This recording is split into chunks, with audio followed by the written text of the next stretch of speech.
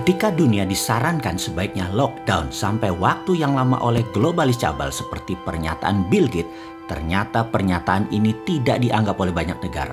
Globalis marah. Akhirnya COVID benar-benar menjadi tidak selesai. Dunia pasti sebentar lagi akan bukan dunia yang dulu lagi, yang saling terkoneksi. COVID tipe baru dilepaskan globalis di berbagai wilayah dunia. Lebih dari 10 macam COVID yang memerlukan 10 macam vaksin juga. Sehingga ada 19 macam coronavirus beredar saat ini. Yang berefek kemudian adalah banyak negara yang panik, bingung, dan terpukul ekonominya. Sehingga yang akan terjadi masing-masing negara adalah melakukan menutup dirinya dan konsentrasi untuk internal bangsa dan negara masing-masing. Itulah deglobalisasi yang sebentar lagi pasti terjadi. Hal ini, masalah deglobalisasi, lockdown atau PSBB adalah hal yang dimaui oleh globalis agar banyak negara menyerah dengan kemauan globalis. Di dalam negeri, Indonesia memiliki musuh abadi. Musuh Indonesia adalah resesi, depresi ekonomi, inflasi, bunga bank yang tinggi, kebijakan politikus yang mementingkan kelompoknya juga untuk negara asing dibela oleh politikus tersebut, negara superpower yang tertarik dengan sumber daya alam Indonesia, dan terakhir, globalis. Itu adalah musuh utama. Untuk itu, Indonesia harus berstrategi. Sementara dunia akhirnya meyakini bahwa COVID akan bersama manusia dalam waktu yang cukup lama, bahkan hingga 5 tahun ke depan atau 10 tahun ke depan akan masih ada. Lalu apa yang terjadi di dunia sebentar lagi? Vietnam dan Thailand yang kelebihan beras mulai menyimpan cadangan berasnya untuk kebutuhan mereka sendiri. Rusia, penghasil gandum untuk Eropa dan Timur Tengah, mulai memikirkan untuk kebutuhan nasionalnya. Amerika pun mulai menyetok minyak bumi dari Timur Tengah. Cadangan pangan Cina dan cadangan energi Tiongkok sedang dikuras oleh Amerika. Karena pandemi ini, seluruh negara dunia menjadi egois, memikirkan bangsa dan negaranya sendiri. Ekspor-impor antar negara berkurang. Efek global seakan menunggu genderang perang meletus yang memang diadu oleh globalis. Saat ini Hong Kong tegang, Myanmar tegang, Taiwan tegang, Korea Selatan tegang, Jepang tegang. Bahkan Amerika masih tegang di dalam negerinya, juga Tiongkok tegang. Semua negara seakan siap perang. Tiongkok bahkan di sisi timurnya berkumpul semua kekuatan arsenal persenjataannya secara masif sudah tertata. Batu bara dari Indonesia dan Australia ke arah Tiongkok sepertinya akan ditahan di Laut Cina Selatan oleh armada ke-7 Amerika, dan ini akan menimbulkan tekanan kuat ke Tiongkok yang tidak punya suplai energi. Listrik bisa padam di Tiongkok sebentar lagi. Alat komunikasi bisa mati di Tiongkok sebentar lagi. Armada kelima di Timur Tengah milik Amerika terus mengganggu memperlambat kapal bahan bakar minyak ke Tiongkok. Armada 7 Amerika di Laut Cina Selatan mengontrol Vietnam, Thailand, dan negara ASEAN dilarang menyuplai ke Tiongkok untuk pangan. Tiongkok pasti murka. Lalu bagaimana sikap Indonesia? Di tengah pandemi corona yang berkecamuk perang globalis versus nasionalis Amerika, sesungguhnya posisi Indonesia tidak mendukung globalis maupun tidak mendukung nasionalis Amerika. Namun masalah Indonesia adalah terlalu mengandalkan asing IMF, World Bank, serta mitra dagang investasi ambil negara Tiongkok. Sesungguhnya kalau jadi perang berkepanjangan antara Amerika dan Tiongkok, maka inilah kesempatan emas membangun Indonesia tanpa globalis, tanpa asing, tanpa asing.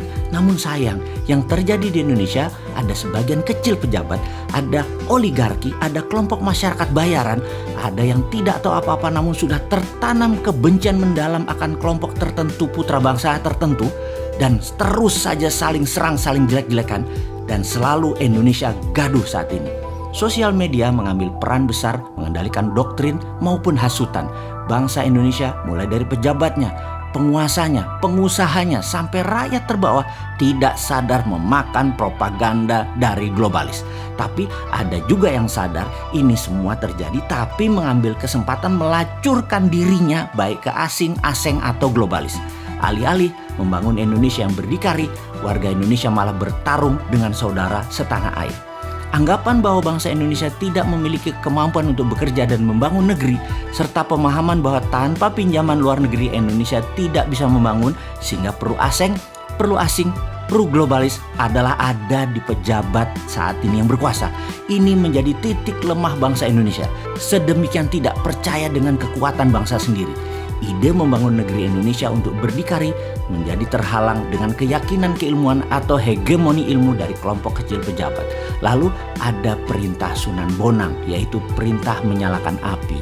Tinitah Sabdo Sumuruping Dahono yang seharusnya terjadi di masa sekarang ini telah menunggu selama 5 tahun lebih perintah tersebut untuk dilaksanakan. Di suatu tempat di Gunung Merbabu, Nara sedang melaksanakan latihan rutinnya ketika dia mendapati sebuah pesan dari kakaknya. "Adikku, kamu harus turun gunung sekarang. Lihatlah negerimu. Kini saatnya kamu bela tanah airmu. Bebaskan negerimu dari cengkraman asing." "Aku belum siap.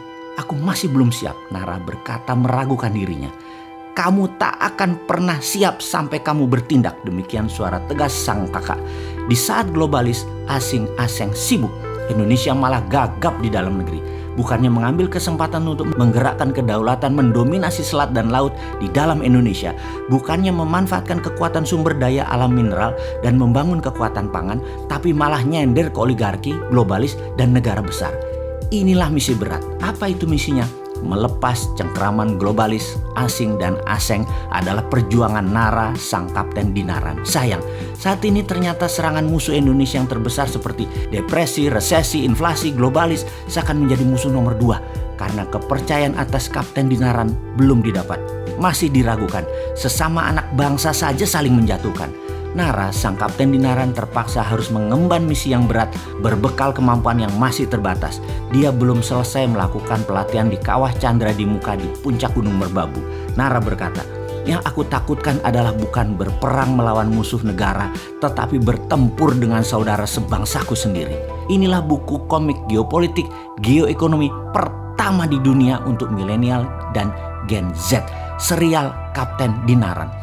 Memiliki alur cerita yang penuh intrik, penuh strategi, penuh drama, dan tidak akan bisa menebak akan kemana jalan ceritanya ini berakhir.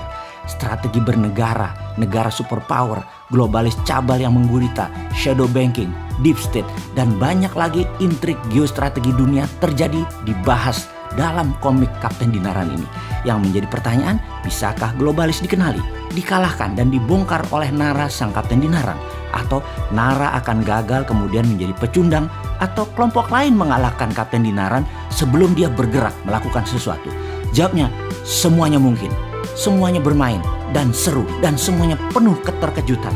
Selamat menikmati komik Kapten Dinaran.